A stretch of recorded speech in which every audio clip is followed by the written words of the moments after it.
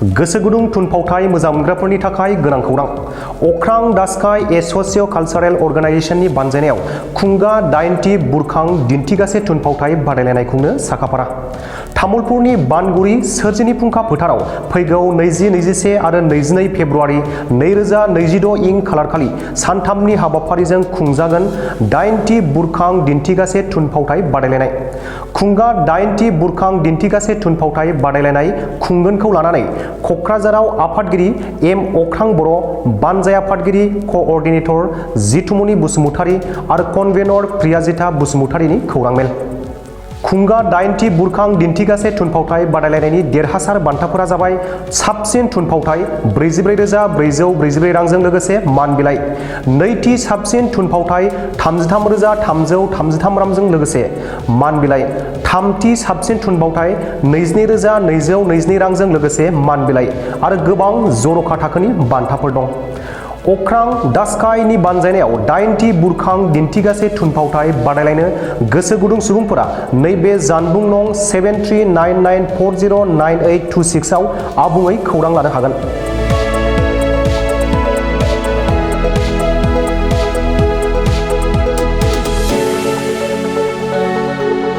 गिबियावनो बरायबाय बे प्रेस मिटआव अख्रां दा स्काई होननाय जोंनि मोनसे ड्रामा ग्रुप ड्रामा खालामो जों मेनलि NGO आरो बे अख्रां दा स्काईनि बानजायनायाव जोङो 2017 निफ्राय बुरखां वान एक्ट प्ले कम्पिटिशन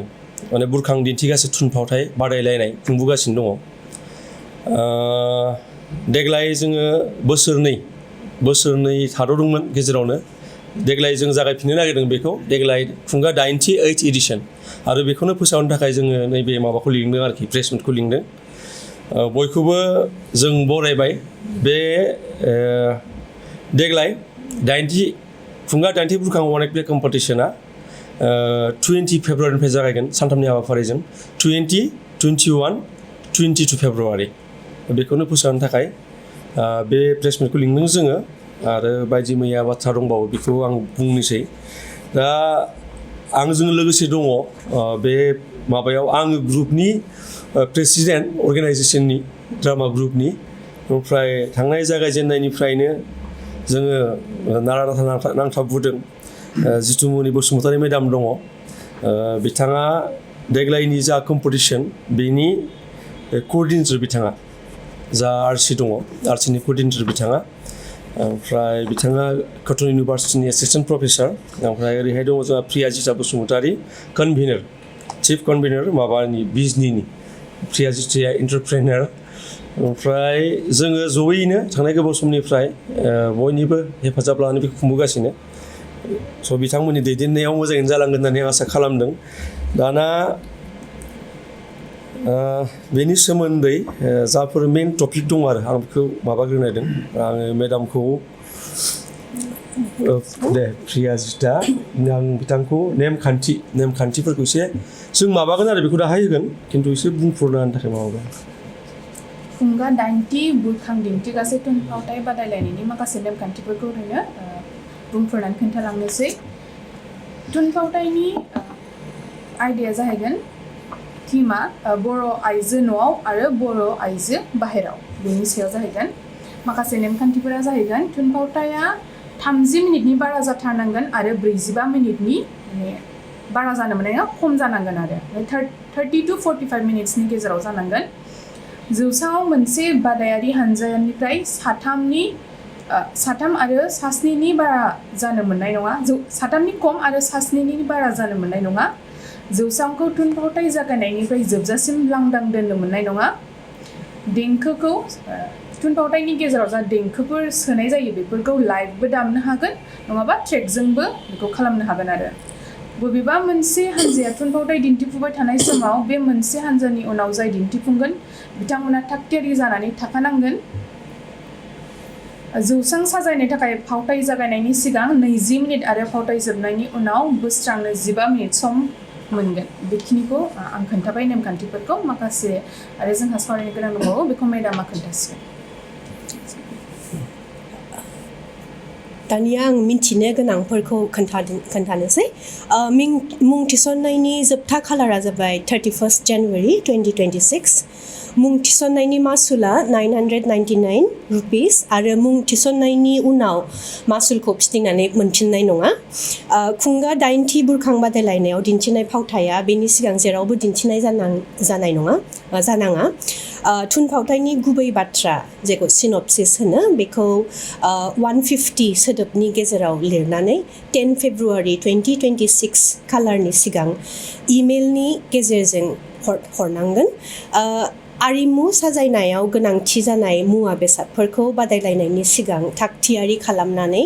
लाफैनांगोन आरो बिनि थाखाय खुंफुं आफादनिफ्राय सासे हेफाजाबगिरि थाखागोन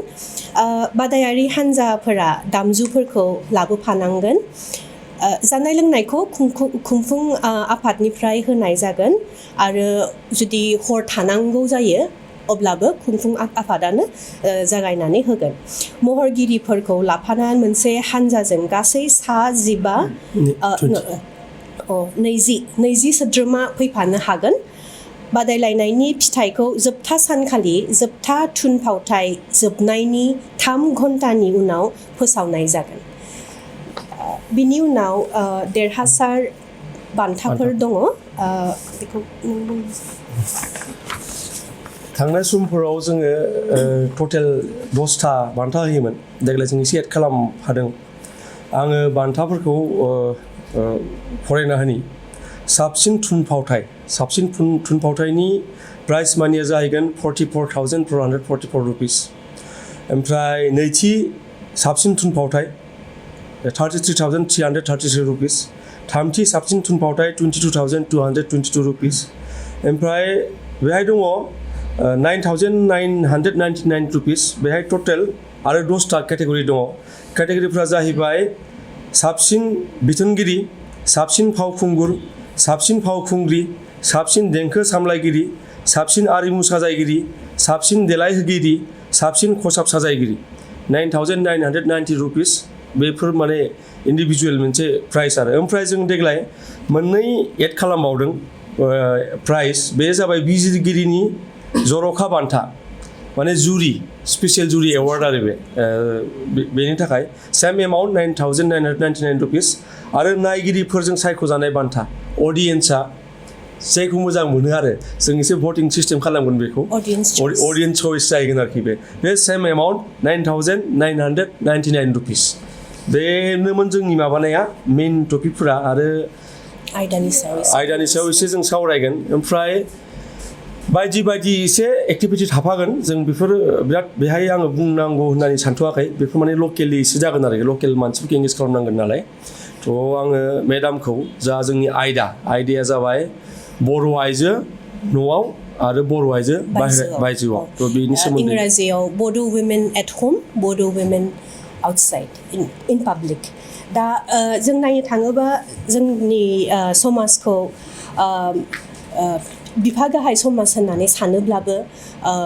बाहेरा भारतनि गुबुन आइजोफोरजों कम्पेयार खालामोबा रुजुनानै नायोब्ला बर' आइजोफोरखौ बा जोंनि सा सानजानि आइजोफोरखौ बिराद एम्पावार्ड होननानै साननाय जायो नाथाय जों गोबां समावनो नुयो बर' आइजोफ्रा गावनि न'आव गोबां बिबान बानोब्लाबो गोबां रेसपन्सिबिलिटिस लायोब्लाबो आरो गावनि गामि बा ससाइटियाव गोबां रेसपन्सिबिलिटिस लायोब्लाबो पलिटिक्स बा लिडारशिपनि रलाव बाराद्राय नुनो मोना दा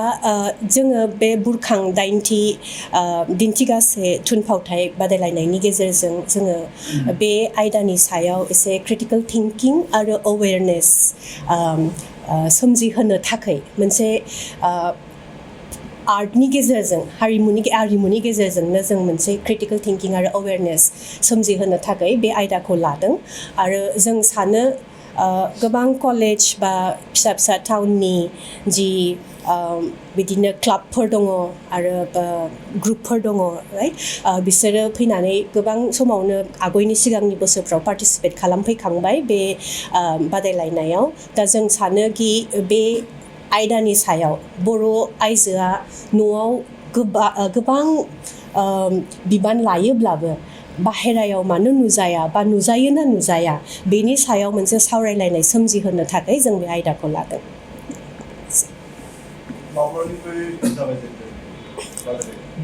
बादायलायनाया 20 फेब्रुवारि 20, 21, 22 सानथामनि हाबाफारि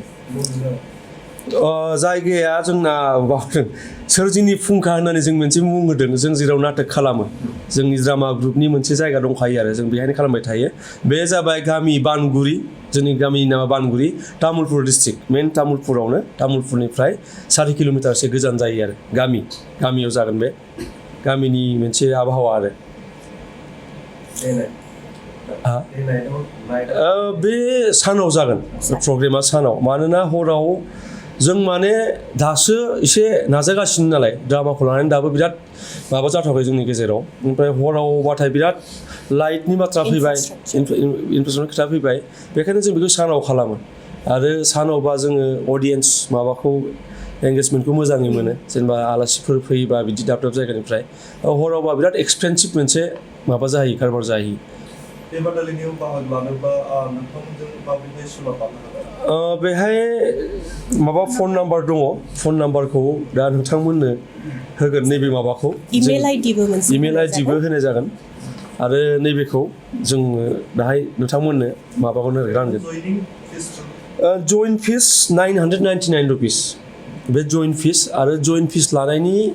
ओंथियानो जाहैबाय मा सोरबा माने जइन खालामनानै सिरियास जाया माने मालाबा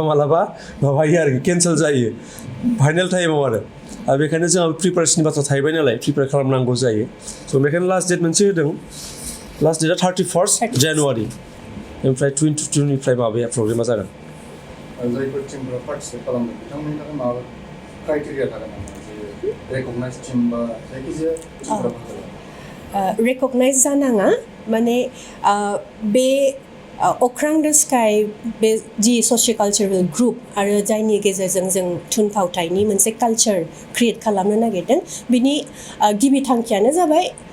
थुनफावथाय आरो आर्टखौ डेम'क्रेटाइज खालामनाय ओंखायनो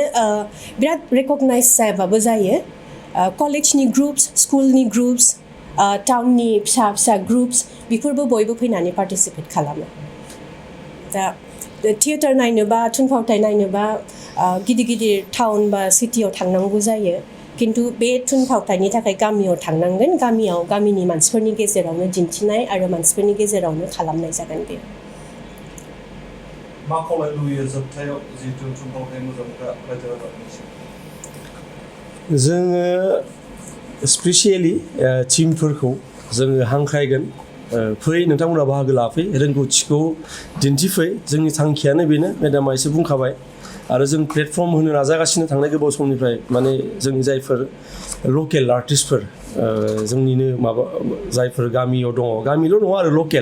लकेलि जों माबा मोनसे आवाज दैखांनो नाजागासिनो बेखायनो जोङो बयखौबो खावलायगोन जायफोरा गोसो गुदुं बाहागो लाफैनो बेजों लोगोसे जोङो कलेजफोराव टिमफोराथ' जोंना बिदिनोथ' ड्रामा ग्रुप बारा गैया कलेजफोराबो फैनांगौ जायो जोङो कलेजनि प्रिन्सिपाल बिथांमोनखौ खावलायहरगोन जेन बिथांमोना टिमफोरखौ दैथायहरो ओमफ्राय बयखौबो जायफोरा मोजां मोनो थुनफावथाय आरो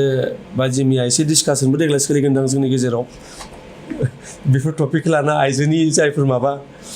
जों बेखायनो टपिकखौ होखादों बेखायनो बयबो बाहागो लाफैनो थाखाय जों बयखौबो खावलायदों बे थुनफावथायाव जायफोरा विनार जागोन बे लेभेलावनो थागोन ना बबेबा मोनसे प्लेटफर्माव लांनाय जागोन जोंनि साननायाथ' गोबां समावनो जोङो प्लेटफर्म होनो नाजायोमोन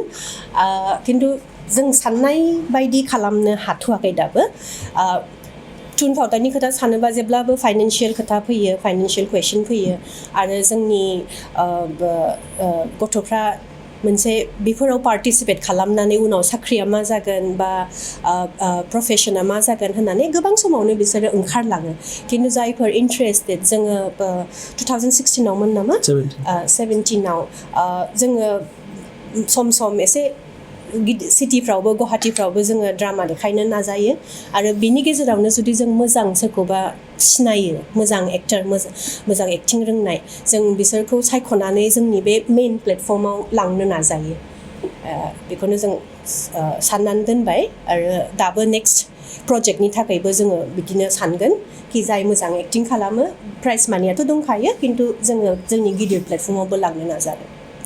माने जोंनि फारसेनिफ्राय जों जायफोर नाटक खालामो आरो बेहाय जोङो मेडाम होननाया बे आरो बिनिफ्राय सायख'ना लाबोनानै जोङो बिसोरनो खालामगोन आरोखि जोंनि ग्रुपआव आरो जोंबो खालामो नालाय नाटक मेनलि जोंनि ग्रुपनिफ्रायबो प्रत्येक बोसोर जेब्ला बे बादायलायनायखौ खालामो अब्ला जोङो मोनसे सभिनियरबो दिहुनो बे सभिनियरनि मुङा जाबाय सोरजिनि फुंखा आरो जि आयदानि सायाव थुनफावथायखौ खालामनाय जायो बे आयदानि सायावनो सभिनियरनि आर्टिकल्सफ्राबो फैयो गतिके बे बाराव जोंनि आयदाया जाबाय बर' आइजो न'आव बर' आइजो बायजोआव बड' वुमेन एट हम बड' वुमेन इन पाब्लिक आरो बेनि सायावनो जोङो आर्टिकल्सबो खावलायनो नाजादों बयनिसिमबो खावलायनाय जाबाय जायफ्रा इन्ट्रेस्टेड जायफ्रा आइजोनि सायाव लिरनो आरो सावरायनो मोजां मोनो बिथांमोनहा लिरहरनो हायो बे सोरजिनि फुंखा बे खेबनि एडिटरा जाबाय सिदोमा ब्रह्म आरो बिथाङा ट्रान्सलेटर आरो सासे खन्थाइगिरिबो आरो